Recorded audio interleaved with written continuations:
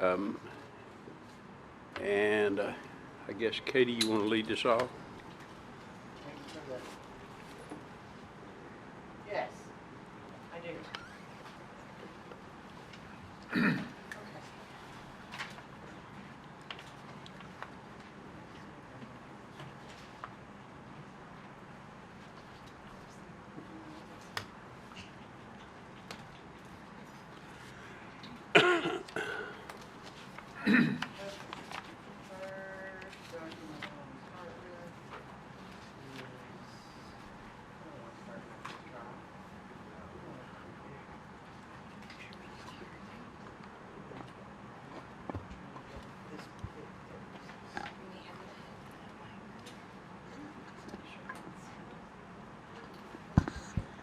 Can you?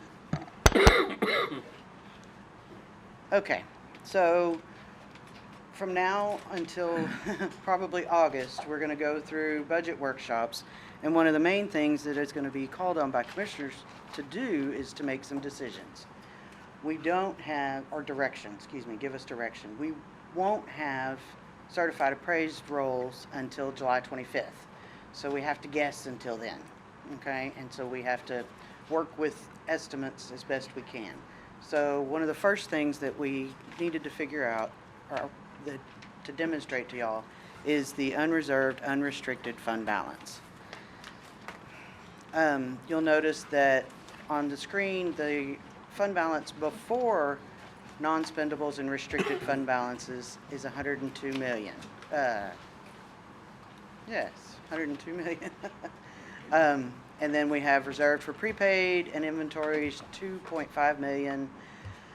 Notice I have reserved out both year 1 and year 2 of the ARP funds. Okay, so those are taken out of this fund balance and not used. This number, and then of course operations and emergency, we have 10 million set aside, leaving, after estimates of revenue to be received in the current fiscal year, and 95% of expenditures. We normally only spend anywhere from 90 to 95% of the budgeted expenditures each year, leaving us 80 million in fund balance. Do we have any questions about that one? I'm fixing to switch.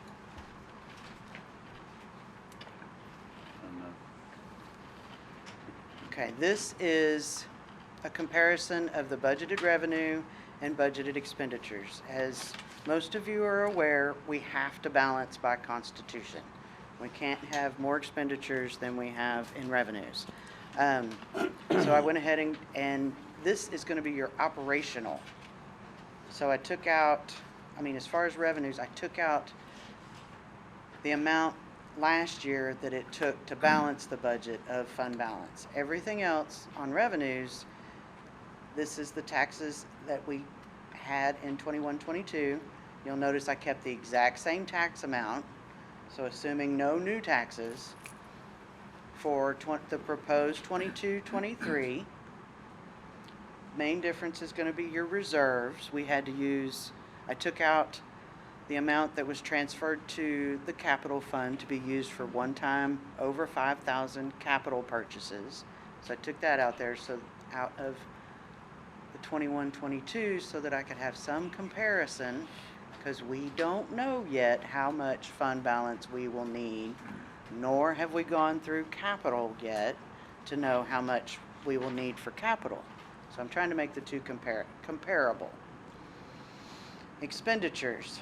So one thing, that revenue estimate, the top line on taxes, that would be based on if we were to look at a no new revenue rate, whatever that rate would be.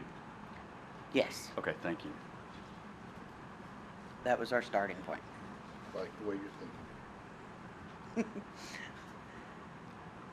On expenditures, notice I left the salary and wages the same. These are operational expenditures, so they don't include the one-time over 5,000 capital. They don't, and I left the salary and wages the same. Outside labor costs for the proposed, we've already suggested that they are going to go up a little bit. That is going to be your election workers. Let's get close and personal with the mic. Benefits, we left the same, except that we did go ahead and increase for the county's retiree health insurance, that which we book once a month, okay? And we had that's what that 266,956 is. Again, still trying to compare operational. Departmental support, we have gone down on the proposed budget by 1.1 from 21-22. There is a document that you have that I'm not going to go over unless y'all require it, that looks like this. It's department by department, operational only, operations being departmental support, repairs and maintenance, contracts for services, professional services, contracts for community support. We're not going to go over it unless you need to, but we've got the information. And then capital outlay and transfers to other funds. Okay. This is the result of the meetings that we had with the departments, as well as estimated fuel increases, one-time, mostly services that are less than $5,000. Notice that we went down on repairs and maintenance, $793,000. However, we went up on contracts for services. We went up on professional services. We went on the contracts for community support. We went up, but that is based on what they asked for. We have not reviewed those yet, so that could still go down. Capital outlay. I included capital because the capital outlay in the general fund is considered reoccurring year to year. It is primarily road and bridge roads. Capital roads, meaning they've either strip it down to the bedrock and rebuild the road, total reconstruction, or every once in a blue moon, a totally new road. That capital outlay of 8.8 last year, we've put in, it's that, and then what's the other one for? Most of it, we put in $10,775,000 for road and bridge, capital roads. Okay, we reviewed what their original request. We asked them to pare it down to try to come up to something that might be sustainable from both for them, what they can get done, as well as what maybe our budget can sustain with our M&O taxes. Okay? I need somebody to nod once in a while. Okay, so Thank you. So of that 2.737 million, the majority of that is increase in capital outlay to road and bridge. Yes. Okay, is there anything else in there, or is that pretty much it? There is, what else was in capital?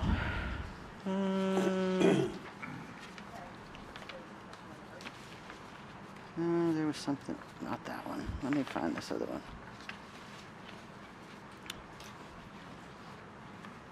I think it was just road and bridge. There was somebody else who had capital.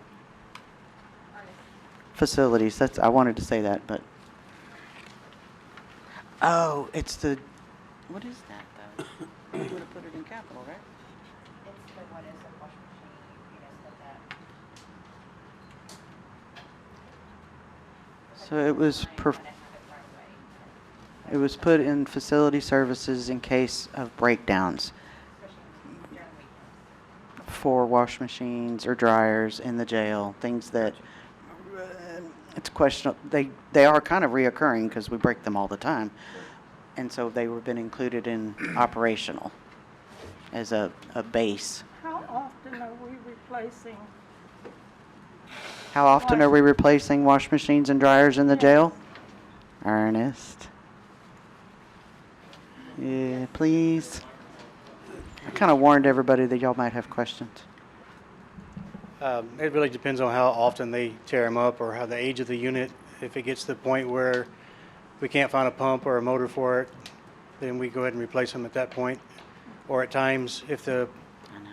price of the pump or the motor is more than what it costs for the new unit, we just go ahead and swap them out then. But they're pretty rough on them there at the jail. So the inmates operate them, not the I jail officers. understand. Do we have? Don't shoot me, Are Sheriff. these industrial Commercials? size? I'm sorry? Commercial? They size? have small commercial residential style in some of the dormitories, and then we have the large 50-pound, 60-pound machines in some of the laundry departments, or the laundry department. From a line-by-line standpoint, we put in 16,500, which was the same amount that was in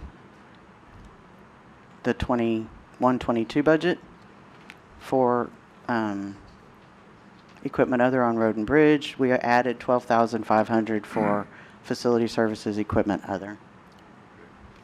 And we moved from 8 million on road and bridge capital to 10,750,000. Thank you. Okay. So we're comparing, and of course I lost my sheet. I don't know what happened to it. Hold on 1 second. Make sure I didn't put it. Nope, it's not there. Okay. Back here. So what I wanted to do was to walk through the changes so far. So we have revenues of 131 million and expected proposed expenditures of 142 million. So those two numbers then come over to this spreadsheet, 131, 130. So right now, we are at a deficit of revenues under expenditures of $11 million. We talked a minute ago about 5% of our budgeted expenditures does not get spent. Okay, so I'm going to add that to revenues.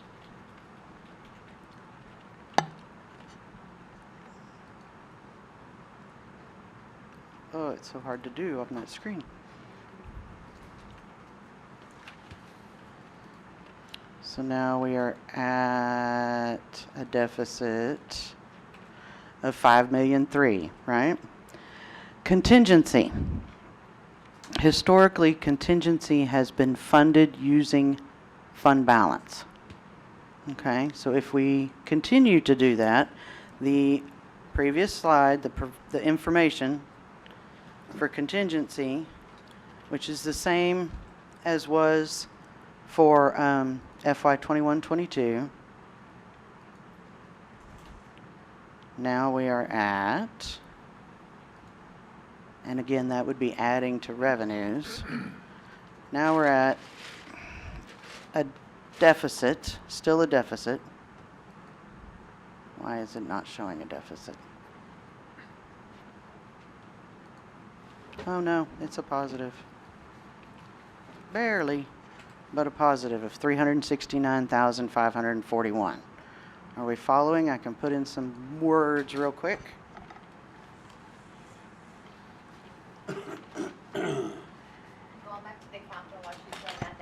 Going back to the capital while she's typing in her notes, the 2.7 million increase was all road and bridges. Sorry, run that by me again. It was added to road and bridges capital budget. Gotcha. Okay.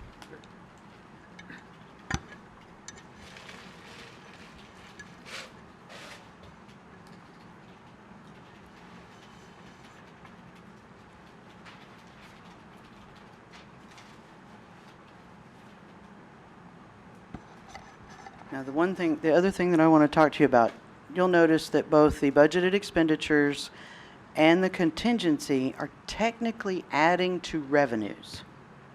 Okay? One other thing that we could do for revenues is indigent health care. Is what? Indigent health care. The indigent health care law requires that we budget 8% of our general tax levy every year.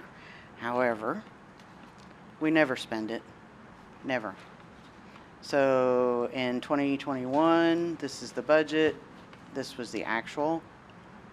leaving 5 million on the table, 4 million on the table, 3 million. I went ahead and calculated the percentages that we spent compared to the budget. So in 16-17, we spent approximately 26% of the budget, leaving 74% unspent. 2021, we spent 19%, leaving 81% unspent. But we have to budget that every year.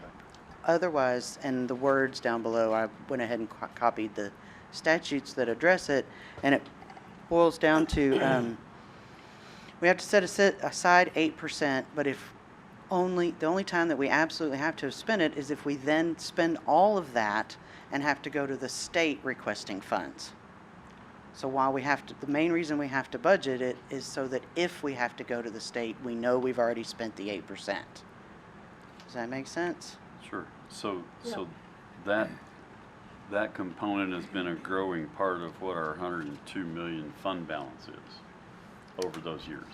Yes. And a conservative rate as far as we have to appropriate it and fund it, but a conservative rate as far as utilization would be 25%.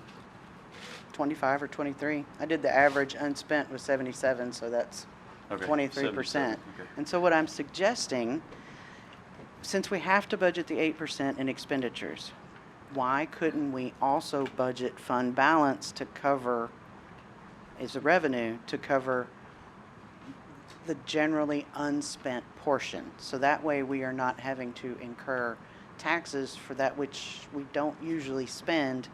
We are only taxing for the what we actually do spend every year. Does that make sense? Yeah.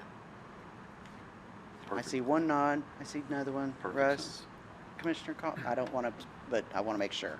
Yeah. Okay, so that was that again. That's an increase to revenues. Whoops. Where am I? So then we go back over here. Now the question is, what dollar value do you want to use of fund balance that is typically not spent for indigent health? It's 5.6% if you use 5.6 million at about 23%. So you could do only 3 million, you could do 4 million, you could do 5, you could do a nice round number because we like round numbers as far as estimates. But do you have a suggestion on what you'd like to use for that? Because the rest of it, that's the amount that will go into revenue. 4 million. Okay. As a suggestion. What is your suggestion, Katie?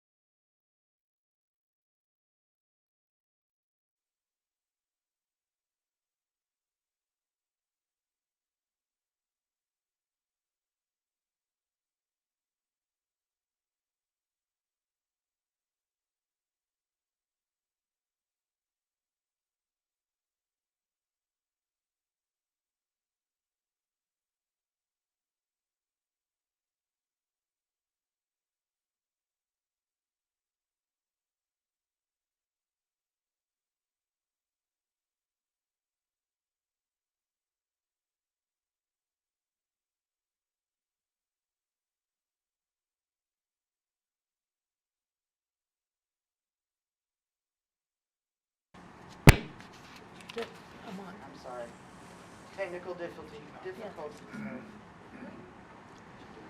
We're good.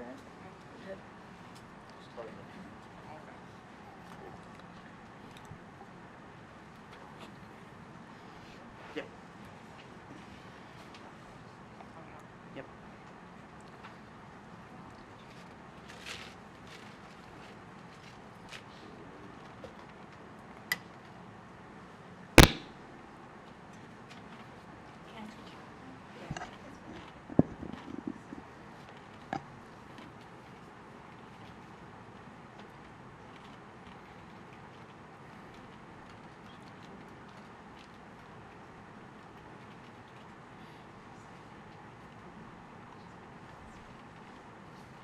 While this is loading, I did hand out a revised COLA sheet with better estimates. I forgot to include on the percentage or transfer that we normally help cover for the salary benefits for courthouse security since it's in a special fund.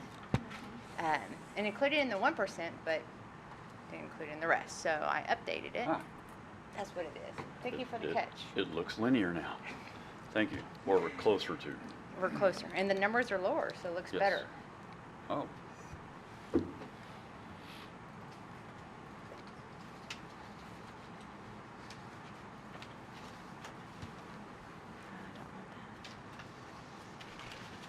Why is it doing that? Oh, there it is.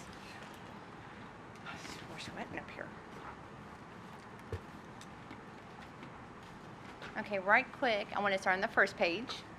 We're going to go through the past history of what Brazos County Commissioners Court has awarded, cost of living, as well as merit increases since '08 to FY22.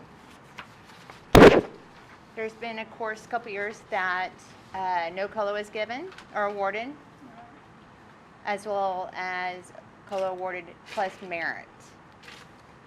The merit in the past history was based on 1% of the previous year adopted salaries.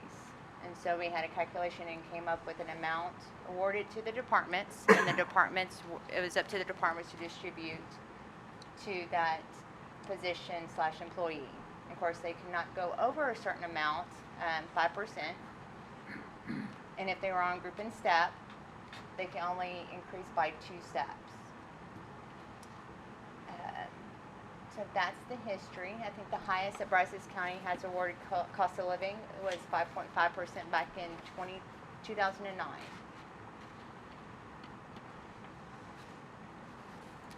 On the sheet that I just distributed regarding updated amounts, make sure this is the correct one. These are fast calculations regarding your 1% cost of living, 2%, 3%, 4%, all the way up to 10%. Just in case we wanted to see how much it would cost. The top line would be all salaries. It would include elected officials minus the district judges and the district attorney, appointed officials, department heads, all staff, salary, hourly, temps, including temporaries. This is just for general fund. Also included in the salaries and benefits is a transfer, like I stated before, to the courthouse security. Since it's a special revenue fund, but doesn't bring in enough to support the full operation expenses for courthouse security, we have to make a transfer over from general fund to courthouse security to help support it. This is also included into it, the transfer for that for each incremental COLA increase, just not grants. We did not include grants in this portion of it since that's pretty much an unknown every year. It includes all juvenile besides juvenile grants. The reason why we didn't include the juvenile grants for this calculation is because we rarely, it's a small amount. The transfers at the end of the year is usually $20,000, $30,000, because we try to keep those positions funded and fully filled. That way we don't have to send the money back to the state. And so we try to make sure we expense all grant funding first before we try to do the transfer over. All that to say that we're trying to give you best number we can give you at this time as to for what each percentage would cost versus coming back 6 weeks from now and going, oh, there's another 100 grand. And this does not include potential new positions. No, sir, it does not include new positions or requests. This Okay. is based on FY '22's adopted budget amounts All right. moving forward. Any questions?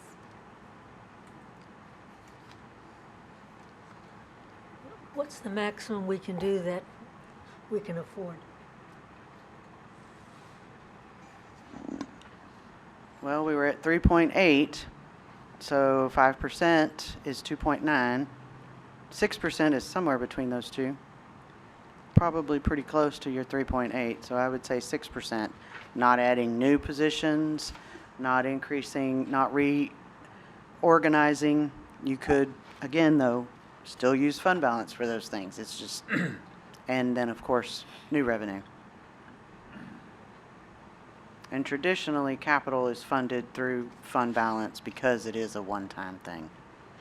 So we have a lot more information. So unless y'all want to talk about, unless y'all are ready and tired and ready to make a give us direction. Because what we'll do is based on your direction today, that affects everything. If you think about it, stop laughing at me. Judge is way too happy not to have to make this decision by himself anymore. I can see him over there going, ha ha. Anyway, He looks more relaxed. yeah, doesn't he? I know. He is. With He's the like COLA that. increase, if y'all do suggest something today, it will also affect all of our requests that have been submitted because you'll want to see the accurate costs. And so those will have to be recalculated with the suggested COLA. Yeah. So you have a better number as well moving forward after today. I did some other comparisons. We've also provided y'all information on, Yeah. go ahead, Nina. We've got cost of living out. Cost of living Everything regarding we can Social think of. Security. I try to keep all the colors the same moving forward. So navy blue was Brazos County, orange will be Social Security, and the CPI is gray, and that's comparing the last couple years. We also looked at the Houston CPI percent increases as well. The U.S. is gray, Houston will be orange.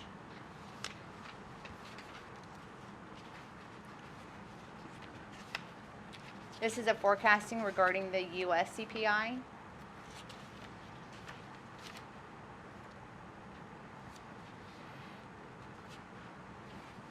We also pulled the Texas median house price versus the county COLA.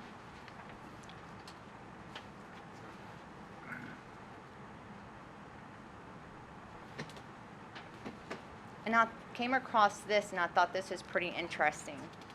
It is a study that was completed by Massachusetts Institute of Technology. And it was last updated as of May 2022. And if you're a one adult with zero children, they're stating that the average living wage to support yourself is $16.41. And it's a 19% increase over the $13.81 that is lowest budgeted amount. For our employees.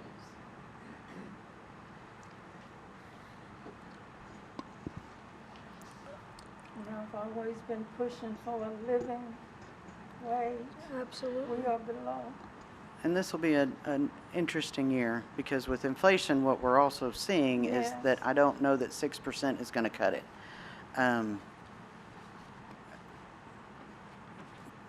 I think the jail told me this morning they had, I heard 34 open positions. People are just leaving. I don't know always what they're leaving for. I think that these statistics, your revenue, the 3.8 in revenue, or maybe 4.8, depending on what y'all decide to do, plus new I think all that needs to be considered. I don't know if any of the changes will go be withdrawn if y'all give a certain percentage of COLA. There's also merit to consider. I'm not there's some departments that rely heavily on merit. One of the rather large departments rely heavily on merit. They also have the ability to certify, whereas not all the other offices do. So there's many considerations that need to be taken into account. The hard part is, of course, if you don't give us direction today, it makes everything else for the rest of the time Well, harder to project. I mean, the cost of everything has just gone up so dramatically, and our lower wage people are feeling it really hard. And anything we can do to alleviate some of the distress they're feeling, I'm in favor of. And, if we could do a 7.5% COLA, I'd be in favor of it, assuming we could do it. Which would still not get them whole, but it would get them closer. 7.5%. What would that look like? 7.5? Yeah. I Well, would- we've got a chart Oh, on that. the chart, go back to the Yeah, chart, this- okay. This one. Is that reasonable? I would, I mean, I don't want to break the bank, but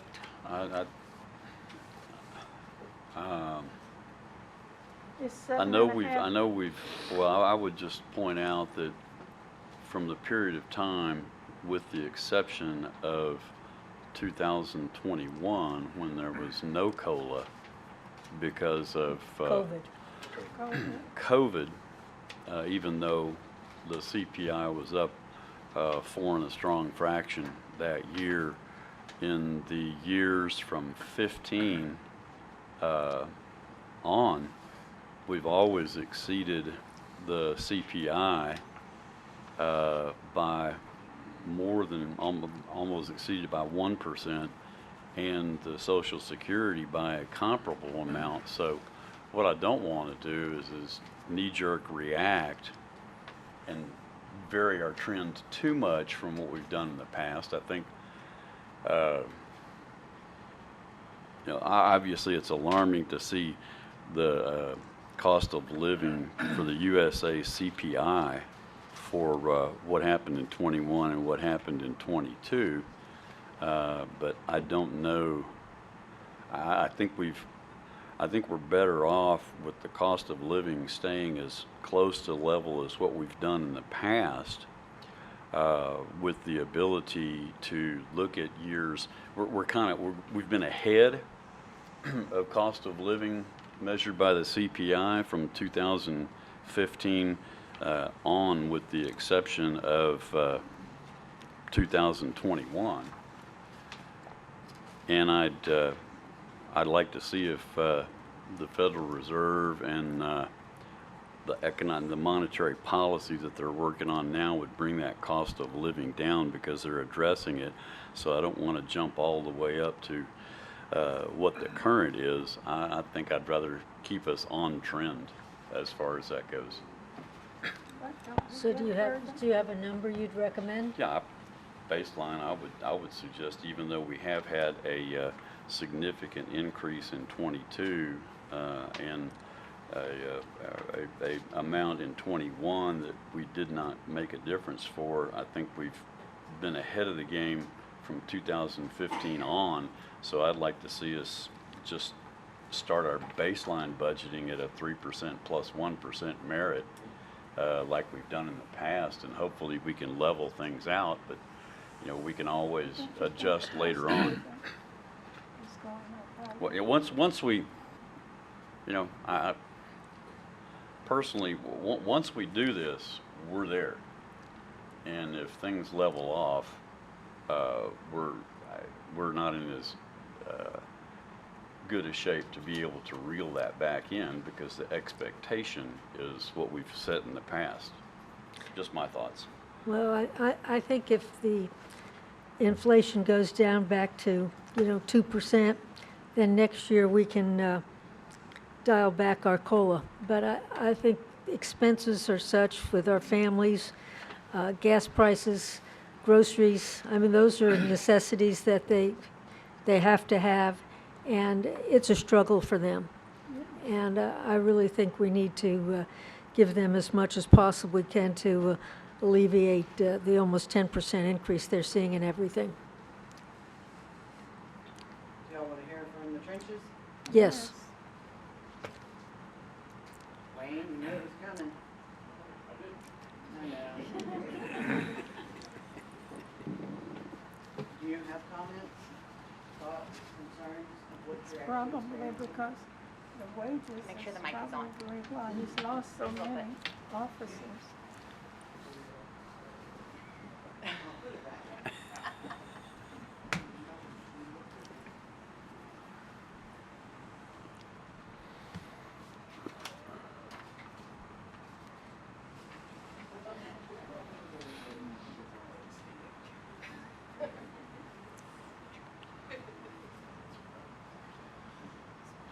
Contrary to what our county auditor said, she did not prepare me to speak today.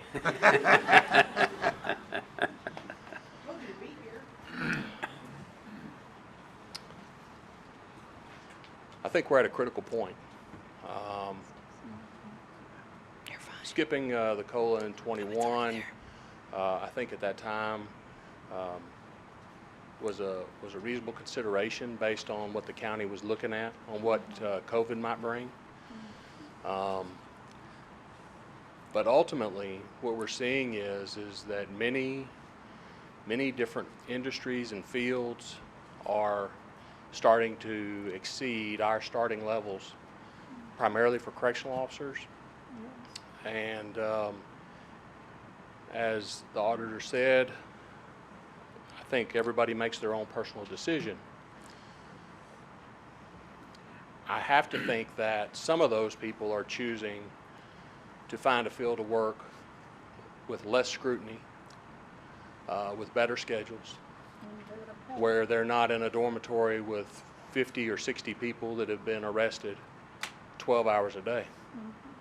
And we have anecdotal information that the state's significant raise in the prison system will put them more than 10% above our county employees working in the jail.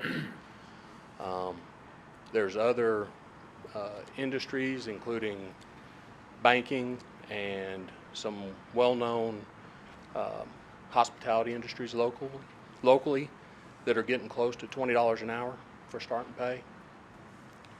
And we may not have the exact answer on what's causing what we're seeing with these vacancies, 34 vacancies. But we do need to be competitive. I've got to be able to go out and compete with these other folks to try to get people. We are nearing a point of crisis to maintain our posted positions at this point. We are using mandatory overtime, and we're doing everything we can do to make sure that facility is safe and secure. But at some point, we have to have the people. What's your recommendation, Sheriff? We have to be competitive.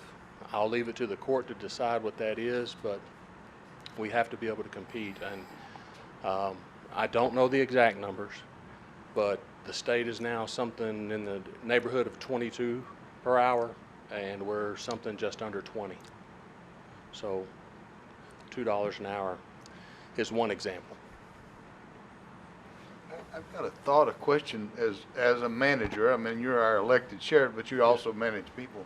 Would you rather have an increase in COLA and merit, or would you rather have us put our focus on merit raises to let you take care of your good people?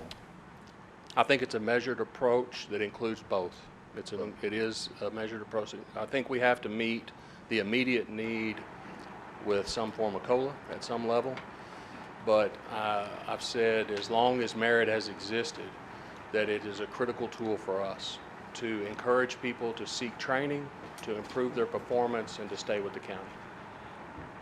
I'm going to paraphrase then is that, yes, you do want a COLA, but the COLA could be less if we would address that with a merit raise, a larger merit raise. Well, I think that works hand in hand, that if there's a significant COLA, that might impact some of our personnel requests, but also merit in the way that it's managed is critically important to us.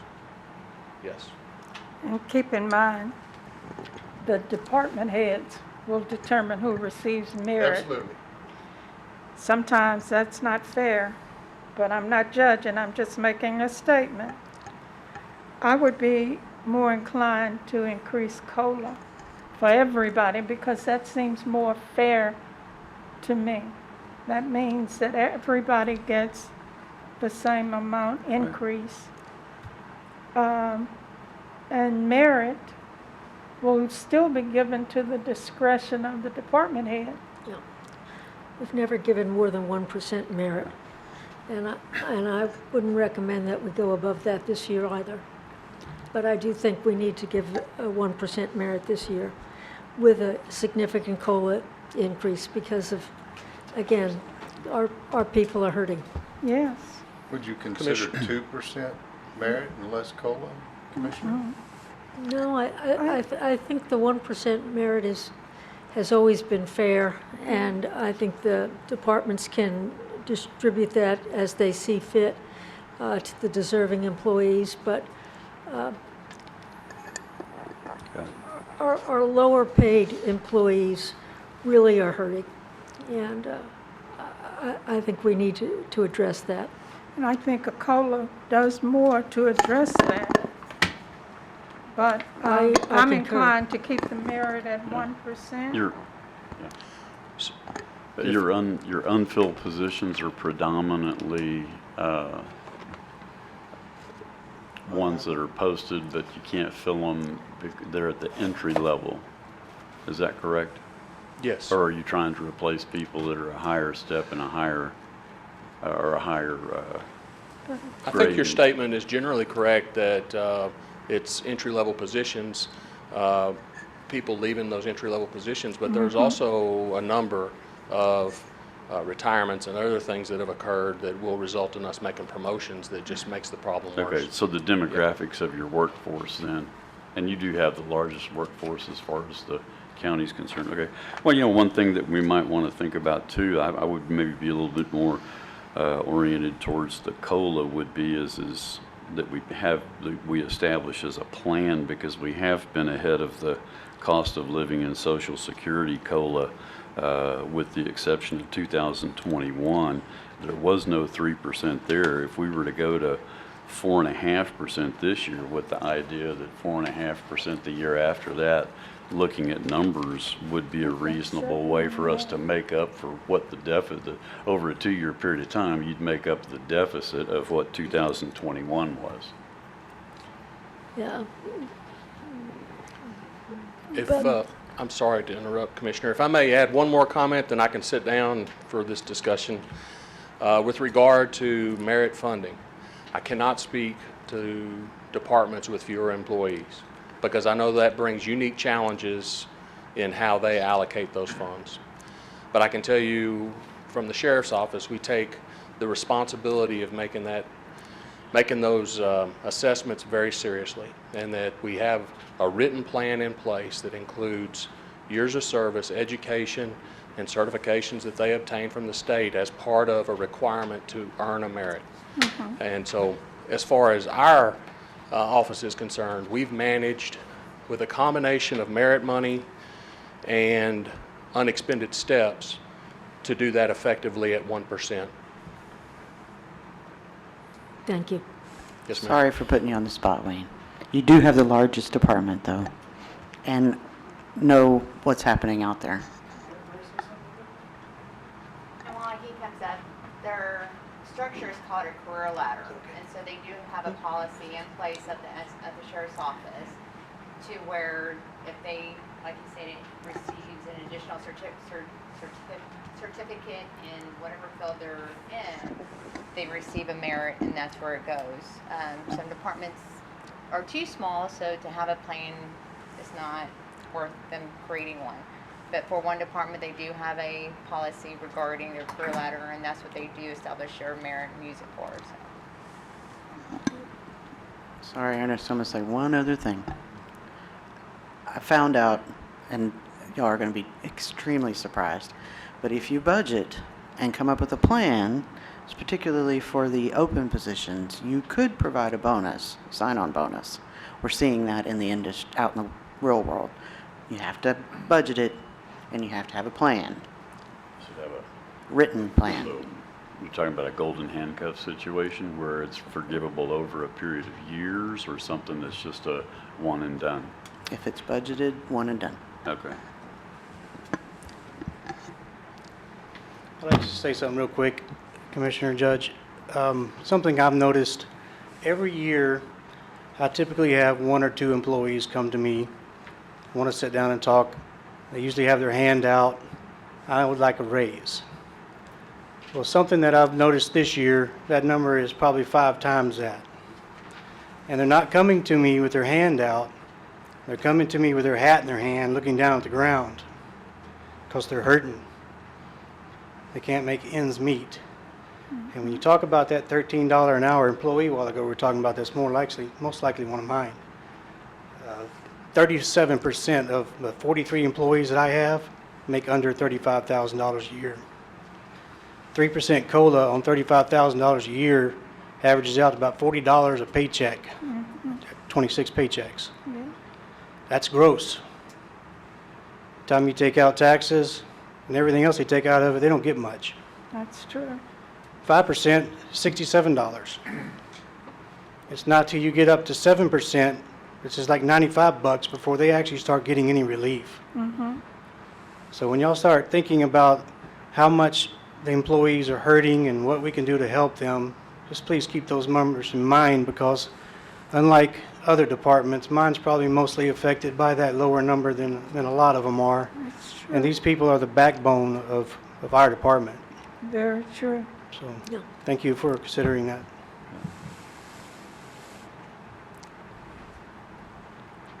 From an HR perspective, what are we seeing 7.5. trend-wise overall? Because it sounds like to me, just anecdotally from what I can gather here, is most of the issues come from our hiring and filling positions got at the lower level of where we are, and where are we relative, and does TAC have any comparable Pearsett County data that we can take a look at to look at where we are? I know it's been a long period of time since we've done an actual full-born salary survey.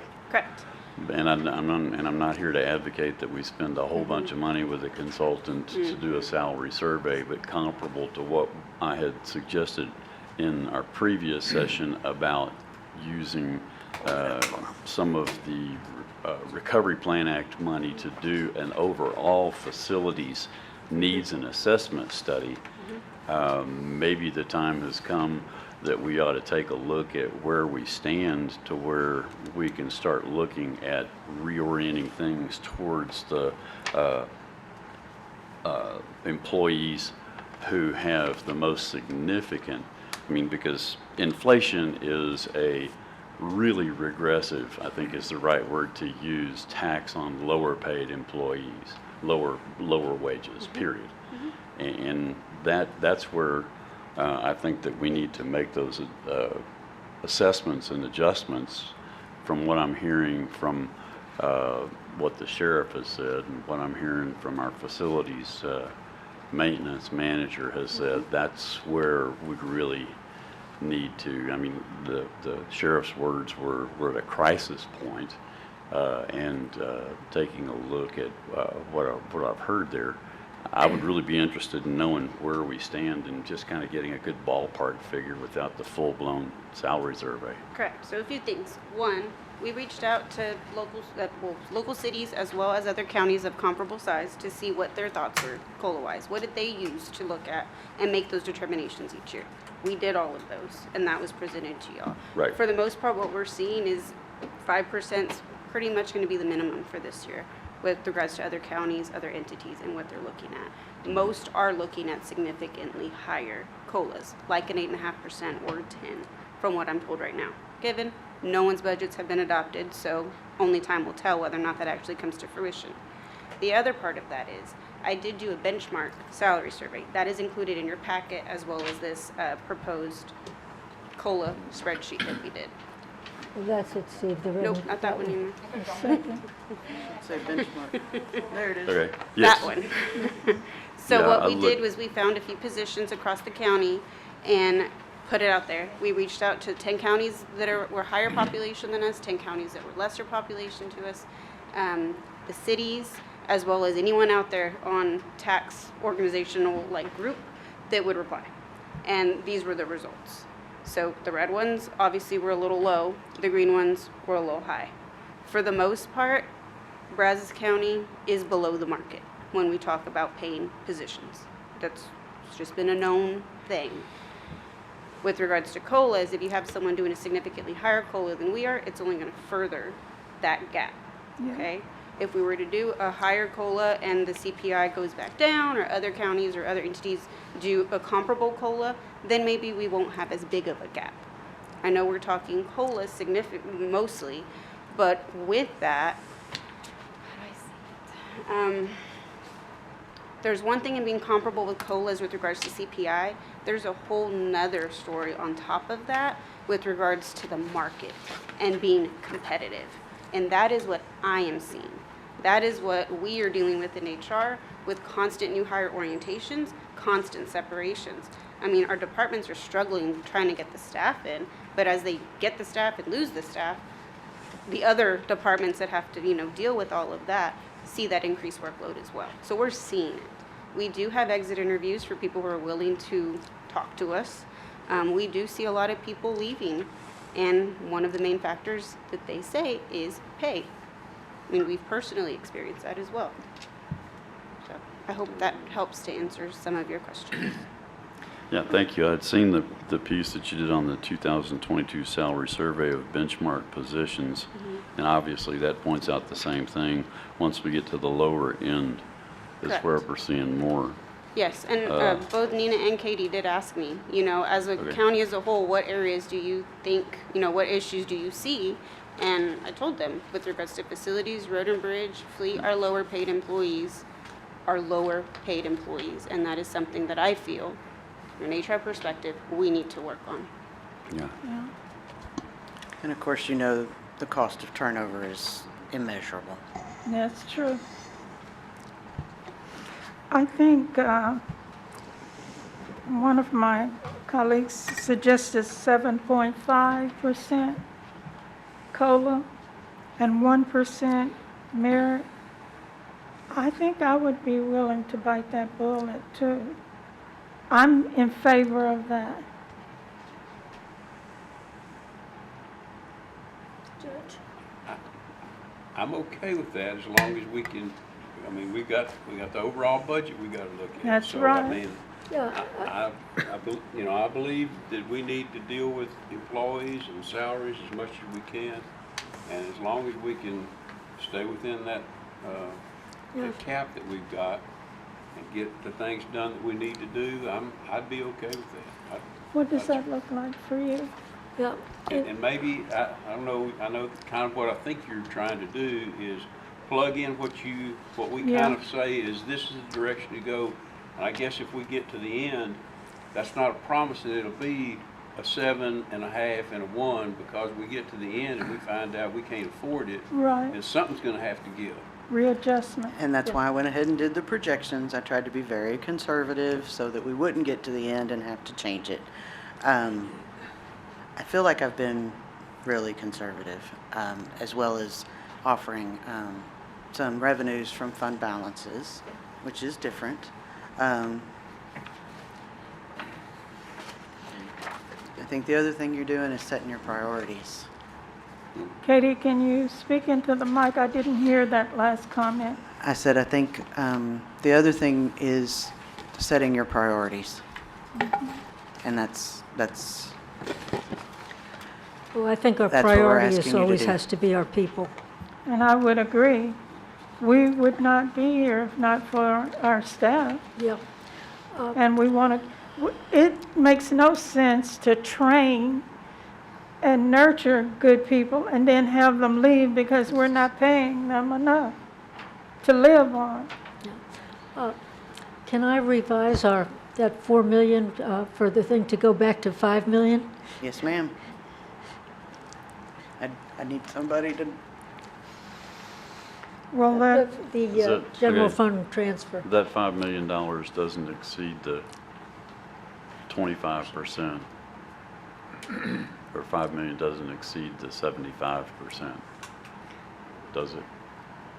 75% of what? We're looking at the 75% of the indigent. We were saying that's what we No, do. 5 was Indigent 23%. 5 million was less, Right. was that, it was like 5.6 to be at 23%. Was 23%. Okay. I Okay. didn't want, I don't want So to then exceed, that gets I don't you want to, to, I don't want to exceed, even though we've got a fund balance there, I don't want to exceed that because Well, one I of think your conditions as far as a warning goes is let's not can't use stand with the a fund, 7.5 and 1, we could do that. Yeah. let's not use a fund balance to take care of continuing requirements of our maintenance and operations budget, exactly. which the majority of what we appropriate money to is salaries. Yes. That's what we do. Well, I would like to see us start, and maybe if we go in a little different position, I still like the 4.5% COLA, and the idea that catches us halfway up for what was not done in 2021. And a 1% merit would be where I'd be more comfortable to start from that point. I have to disagree with you, Commissioner.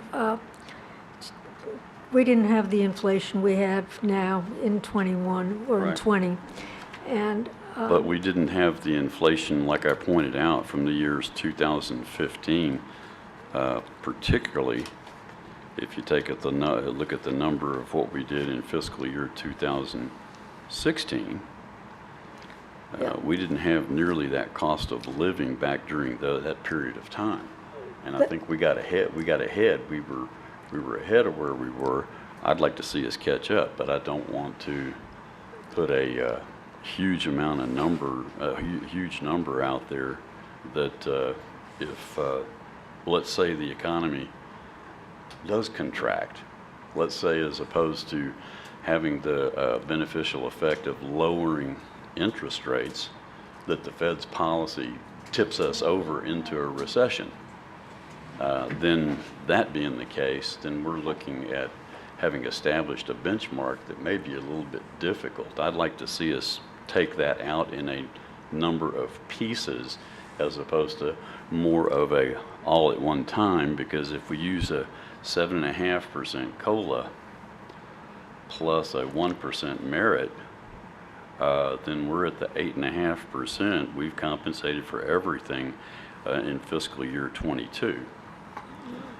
well, I think interest rates are rising, and that's going to affect the pocketbook of our employees even to a greater extent. I can't advocate enough for the 7.5% for our employees because they really are hurting. Next year, economy stabilizes, we can go back to a 2% or a 3% COLA. But this year, it's unusual circumstances, and I think we have to address our employees now. I agree. Yeah, I I, do too. I would rather see us take a more measured approach. But Well, Bill, it really wouldn't serve. And to look at where we need to make salary adjustments, because I think that there's, from the information that HR presented us, there are some needs for some salary adjustments at our lower wage positions. And I also hear that that's a concern from the two people we've had speak from their departments, what they're experiencing too. And I'd rather, if we make that adjustment, I think we make that adjustment. Personally, for me, I don't need, nor do I think that I am, I don't need another 7.5% plus either. the merit doesn't affect any of us. but I don't think I need another 7.5%, and I would be, you know, I'm gonna, if that's the case, I'm gonna explore ways for me not to take all of that. Yeah, Well, I may would I- as well, but May I And reiterate? as you increase over a period of time, as you increase incrementally in percentages and percentage and percentage and percentage, you skew the more highly compensated people in your labor organization all the way along. And after you use it as a percentage basis,